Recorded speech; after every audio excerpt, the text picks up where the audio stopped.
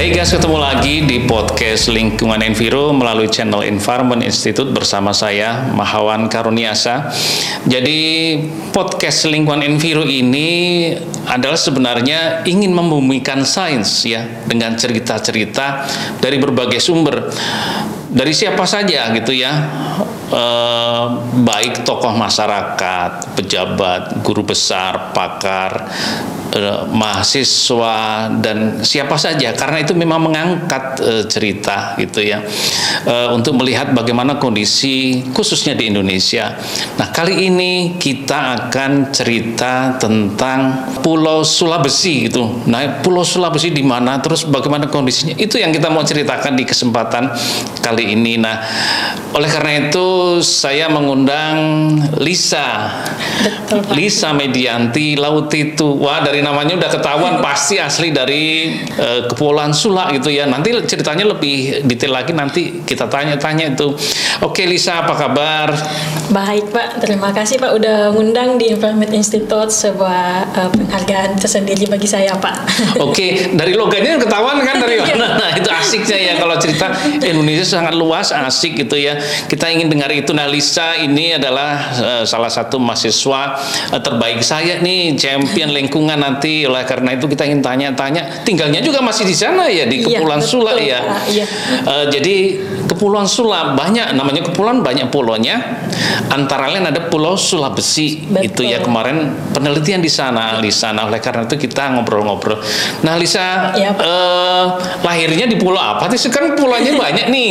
Itu namanya Kepulauan Sula. Betul Pak. Jadi Kepulauan Sula itu merupakan salah satu kabupaten di. Jadi kabupaten. Betul, ya. Pak. Namanya Kabupaten Kepulauan Sula. Dan itu memang banyak pulau, namanya betul, kepulauan. Ya, kepulauan. Karena kumpulan beberapa gugusan pulau-pulau kecil. Ya. Secara administratifnya sih dia berada paling selatan dari Provinsi Maluku Utara. Oke, jadi paling selatan. Iya, dulu saya ingat saya pernah ke Pulau Mangole itu dari Bitung naik kapal itu waktu itu, dan asik banget itu sampai ke sana. Dan betul ya, di Provinsi Maluku Utara itu adalah kepulauan yang paling selatan itu. Betul, ya. Iya, oke. Pak. Pulau besarnya apa di sana dari Kepulauan Sula itu? Yang paling besar? Pulau Mangole itu, Pak. Mangole. Oh, jadi yang dulu saya ke sana itu adalah pulau yang paling besar. Saya ingat di sana kapal merapat ke sana, dan pernah ada industri besar di sana. Kemudian juga ada lapangan terbang. Saya juga pulang dari Mangolenya pakai pesawat terbang ya. Pakai pesawat terbang. Tapi pesawatnya yang kurang kecil ya, Pak. Yang kecil, yang kecil. Justru dulu tuh saya senang kalau naik yang kecil gitu ya, bisa duduk sampingnya pilot atau ini, jadi asik gitu. Iya, Pak. Oke, kalau Lisa lahirnya di pulau apa itu? Karena banyak pulaunya nih. Kalau saya lahirnya di Pulau Mangole itu, Pak. Oh, di Pulau Mangolenya. Ya, betul. Tapi di desa Capalulu ya. Kalau lihat sini Capalulu desanya. Betul, gitu. Pak. Sampai sekolah di sana mulai dari TK. Kalau TK-nya udah pindah ke Pulau Sulawesi. Pindah ke Sulawesi. Iya, pindah ke pulau sebelahnya. Itu mulai dari TK sampai dengan sekolah terakhir tingkat SMA. SMA di Sulawesi ya. Betul, Pak. Oke, Lisa, kira-kira cerita bagaimana sih masyarakat di Sulawesi, kemudian lingkungannya. Pulau kecil itu kan punya karakter yang berbeda, seperti di Jawa, Kalimantan, Sumatera. Bisa diceritakan tuh gimana sih situasinya ini? Ini kan teman-teman sahabat Enviro, sahabat lingkungan ingin dengar tuh bagaimana sih gambaran di Pulau Sulawesi itu. Iya, Pak. Kalau ini dulu deh kondisi ekologisnya gitu ya, gimana itu? Kalau Pulau Sulawesi sendiri, kalau secara lingkungan itu topografinya merupakan wilayah pegunungan, Pak, morfologinya. Jadi pegunungan gitu ya. Pegunungan. Jadi ketinggiannya mulai dari dataran 200 meter dari permukaan laut sampai dengan 1.500. Oh, tinggi 1.500 ya. Betul, Pak. Dan pulau kecil berarti kalau dari pantai sampai ke puncak berarti jalan di sana nanjak-nanjak otomatis. Betul, Pak. Oh iya, ketahuan tuh pulaunya kecil, tingginya sampai 1.000. Iya. Berarti jalannya pasti nanjak-nanjak gitu. Betul, itu Pak. kurang lebih ya. Terus tumbuhan yang banyak ada di sana apa saja itu? Kalau tumbuhannya secara pangan begitu, Pak, kita memang tumbuhannya tidak berpotensi seperti pertanian sawah, padi. Oh gitu, oke. Jadi lebih ke umbi-umbian. Umbi-umbian. Dan mungkin tanaman sagu untuk pangannya. Sagu. Ya, betul, Pak. Oke, jadi mungkin sagu agak di bawah ya kan? Sagu biasanya butuh air ya. Iya, betul, Pak. Butuh air, banyak sagunya di bawah. Tapi intinya tidak berbasis padi di awalnya. Betul, gitu ya. Iya. Jadi memang ubi-ubian. Jadi ya. berarti nenek-nenek dulu ceritanya waktu makan ya ubi-ubian yang dimakan. Betul, ya. Pak. Nah, ini yang urusan pangan ini ya. Jangan terus dipikir semua Indonesia itu beras, padi, betul, itu ya umbi-umbian, itu memang aslinya begitu. Gitu. Ada tanaman atau tumbuhan khas nggak di sana itu yang tidak ada di tempat lain, atau memang di antara lain di Pulau Sulawesi itu ada atau di Kepulauan Sula? Iya, Pak. Sebenarnya untuk wilayah Maluku kan tanaman khasnya seperti pala, betul. Iya kan. Rempah-rempah itu kan dunianya rempah-rempah itu. Iya. Oke. Itu yang mungkin membedakan wilayah kepulauan baik Maluku maupun Maluku Utara dengan wilayah yang ada di barat Indonesia. Oke. Jadi memang ya ceritanya kan begitu ya. VOC dulu hadir karena rempah-rempah dan salah satu tempat utamanya di Maluku Utara. Nah, kalau masyarakatnya sendiri gimana? Bahasa di sana itu apa sih bahasa yang digunakan, bahasa daerah? Apakah ada banyak kan kepulauan itu? Apalagi kecil-kecil mungkin beda pulau bahasanya beda atau hanya dialeknya saja yang beda?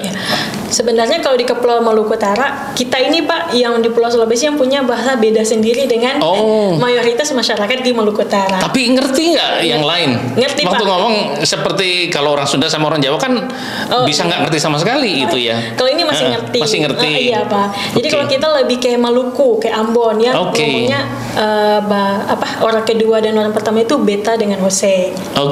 Nah asik ya. Kalau Ternate kan kita dengan Ngana orang kedua.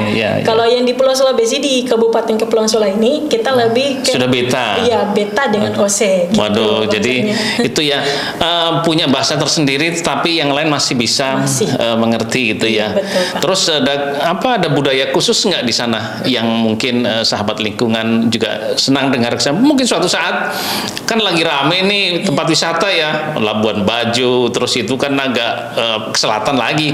Nah di sini kan pasti suatu saat banyak tempat yang menarik ya. Apa kira-kira itu yang karakter budaya di sana yang menonjol?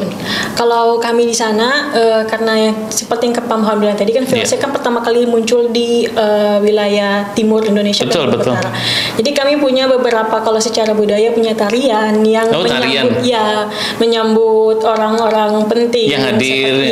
Hadir. Ada tarian laur. Kalau tarian laur itu untuk memanen salah satu biota laut, tapi waktu panennya itu khusus hanya ada di akhir tahun. Gitu. Dan itu ada tariannya. Ada tariannya. Betul. Jadi ini saja sudah beda ya. Orang bilang ada panen itu kalau yang tidak tinggal di kepulauan kecil bayangnya panen tuh panen padi, tumbuhan itu kan.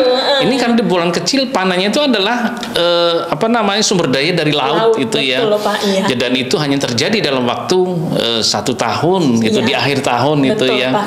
Menarik banget. Nah, kalau berarti ekonominya kan pulau kecil, nah ini salah satu karakter pulau kecil nih teman-teman sahabat Enviro, itu sumber daya terbatas. Ya namanya temannya kecil ya pasti terbatas. Kira-kira bagaimana kehidupan sehari-hari masyarakat di sana, mata pencarian, kegiatan ekonominya apa saja gitu ya?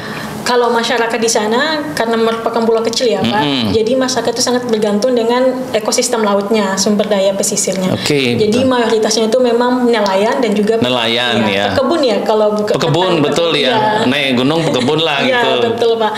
Nah untuk pendapatannya sendiri sih karena mereka menggantungkan dengan sumber daya alam yang ada. Jadi hanya pendapatannya per harian. Tidak yang seperti masyarakat yang berpegawai negeri dan seperti pegawai negeri atau mungkin usaha gitu ya.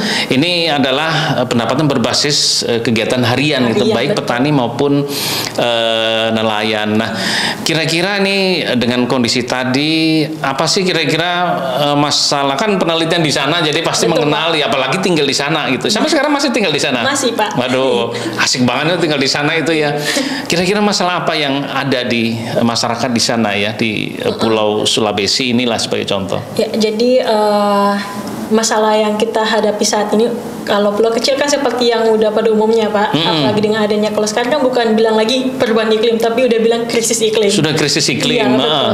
Jadinya permasalahannya tidak hanya secara lingkungan, tapi juga secara sosial ekonominya. Betul. Seperti yang Pak Muhammad bilang tadi, kita tuh punya ketergantungan yang tinggi dengan wilayah lain karena kita pulau kecil. Betul. Artinya dengan adanya fenomena perubahan iklim, kemudian kita bergantung dengan wilayah lain, itu menjadi tantangan yang tersendiri yang membedakan kita dengan pulau-pulau besar lainnya. Wah, ini perlu perhatian semua pihak nih ya. Iya, tidak hanya pemerintah, akademisi, kemudian masyarakat, industri, perusahaan itu ya harus memperhatikan itu.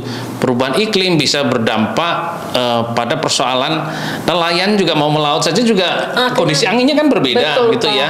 Jadi susah memprediksi. Susah memprediksi. Kalau petani gitu ya mau nanam kan nunggu pas mau musim hujan nanam gitu ya, tahu.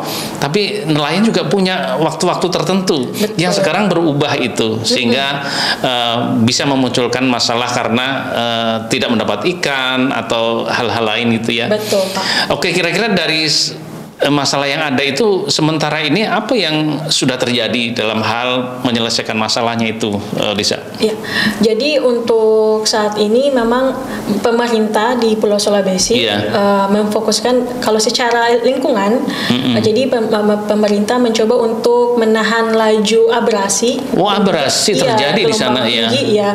Jadi dibuat tanggul-tanggul pemecah ombak untuk lagi melindungi masyarakat yang tinggalnya di pantai, dekat-dekat pantai. Ya, jadi memang itu ya kearifan lokalnya tinggalnya di pantai karena kan kepulauan kecil, sumber dayanya di laut, tinggalnya di tepi pantai. Tetapi dari dulu tuh nggak pernah ada kejadian ombaknya gede, air lautnya ada abrasi. Sekarang terjadi, dan itu menjadi persoalan sehingga ya harus bergeser atau beradaptasi, dikasih tanggul atau diatur sehingga tidak terjadi abrasi gitu ya. Oke, nah Lisa nih sebagai penutup cerita, kira-kira apa sih teman-teman masyarakat di sana, tidak hanya di sana, mungkin di tempat lain ya, termasuk anak muda masyarakat, kira-kira bagaimana kita perlu bersama-sama mengatasi masalah-masalah yang ada di pulau-pulau kecil Indonesia sebagai negara kepulauan. Selain punya pulau-pulau utama, ada pulau kecil banyak gitu ya. Itu kira-kira bagaimana nih, ya bukan pesan tetapi bisa berbagi apa nih dengan teman-teman yang lain dari hasil dan tinggal di sana gitu, Lisa. Ya, mungkin untuk pemuda-pemuda atau anak muda ya yang ada di, khususnya nih untuk tempat tinggalnya berada di wilayah pulau kecil, jangan malu atau jangan merasa minder dengan wilayah, walaupun wilayahnya pulau kecil kemudian terpencil, kita tetap harus bisa bergerak karena keberlanjutan ataupun lamanya tempat tinggal kita nanti ke depan itu bergantung dari kita yang sekarang ini. Kita itu adalah duta perubahan ataupun duta untuk bisa mempertahankan kondisi tempat tinggal kita saat ini. Dan yang paling penting, kearifan lokal kita jangan pernah dilupakan. Nah, itu penting, kearifan lokal jangan dilupakan, dan anak-anak muda menjadi duta semua masyarakat yang ada di kepulauan kecil, dan tidak ada pilihan, memang kita nanti akan tetap tinggal di situ untuk teman-teman di sana. Oleh karena itu perlu kita akan menyelesaikan masalah-masalah yang ada di kepulauan kecil gitu ya. Oke, Kalisa, terima kasih banyak nih. Pasti senang nih teman-teman yang dari kepulauan-kepulauan kecil yang lain di seluruh Indonesia mendengar cerita ini. Kita akhiri ngobrol-ngobrol lingkungan terkait dengan Pulau Sulawesi gitu ya, Kepulauan Sula gitu ya, Pulau Sulawesi yang ada di Kepulauan Sula gitu ya. Kita ketemu lagi di konten lingkungan lainnya melalui podcast lingkungan dari channel Environment Institute. Terima kasih, sampai ketemu lagi. Terima kasih.